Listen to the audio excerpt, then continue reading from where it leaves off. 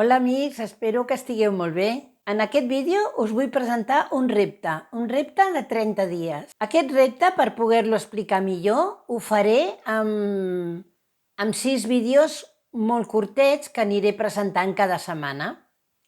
El repte es tracta de cada dia implementar un aspecte del minimalisme, però no fer-lo de forma perfecta, no és per fer-lo de forma perfecta, sinó enfocar-nos en allò que estem pensant i fer el que puguem, fer-ho el millor possible.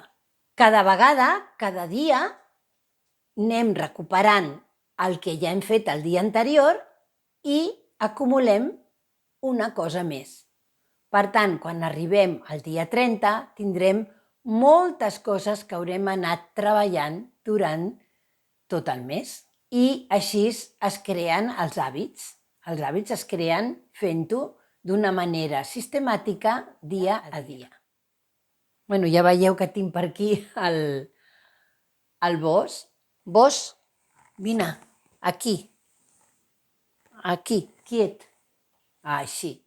Doncs anem a les primeres 5 coses que haurem de fer de dilluns a divendres. Anem allà?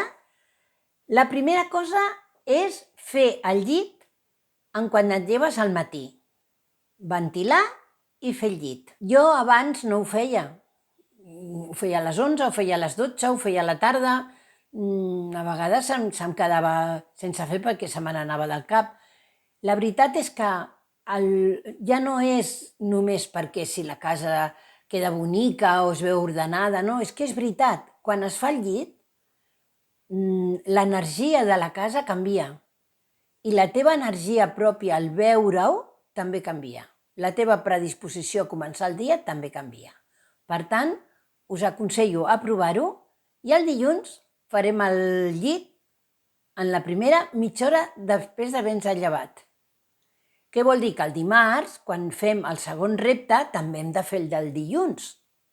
Però no ens preocupem si algun dia no ho fem i se'ns oblida o no podem o... Sobretot, el minimalisme no va de perfeccionisme, sinó va de treball poquet a poquet i diari. Per tant, és un repte que ens posem, però cadascú fa el que pot. Sí? Doncs anem amb el segon dia, el dimarts. El dimarts hem de buscar un lloc de la casa, un moble, un espai, un parell de calaixos, un escriptori, un espai. Pot ser molt petit i pot ser mitjà. No us aconsello que sigui un espai molt gran per fer això, i ara veureu per què.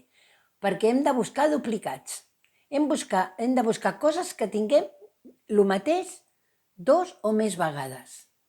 Per tant, si són 2 calaixos, traurem lo dels calaixos, mirarem el que hi ha i ho tornarem a posar. I si a dintre d'aquest calaix hi ha coses que són duplicades, les traurem. No les llançarem, les posarem en una capsa que tindrem preparada.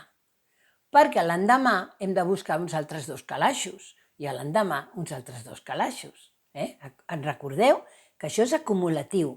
Per tant, jo us recomano que feu espais molt petits de la casa, perquè al cap de 30 dies ja haureu fet molt. Anem al tercer dia, que seria dimecres.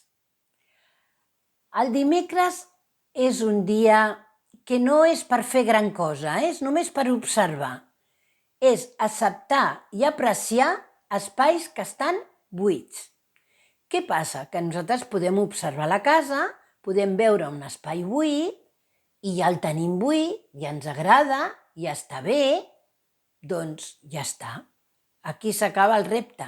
És acceptar i apreciar aquests espais que tenim buits. Però ara imagineu que no trobeu cap espai buit.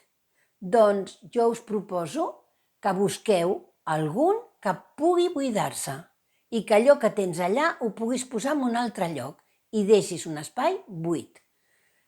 Clar, al cap dels 30 dies no vol dir que cada dia hagis d'agafar un espai i deixar-lo buit, un espai i deixar-lo buit. No, aquest repte depèn de tu, de la casa i de com tinguis les coses, es pot acabar molt ràpid, però jo t'aconsello que cada dia miris un espai buit i diguis, m'agrada aquest espai buit, em segueix agradant aquest espai buit. I si pots fer diversos espais buits dintre de la casa, serà molt beneficiós per tu. I ara anem al quart dia. El quart dia és el dijous. El dijous farem el propòsit d'assignar un lloc a cada cosa. Com ho farem, això? Doncs ho farem una mica com el de buscar els duplicats.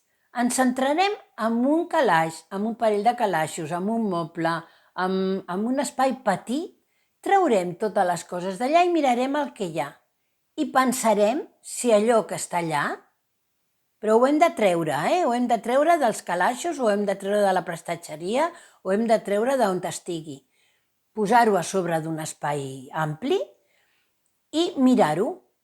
I tot el que hi ha allà a sobre hauria de ser el que ha d'haver-hi en aquell moble, perquè sigui funcional, perquè sigui pràctic. I si hi ha alguna cosa que està fora del seu lloc, que dius, no, això és que no hauria d'estar aquí, busca-li el seu lloc, a veure on seria pràctic tenir-lo. I el canvies, ja està, el repte ja està fet.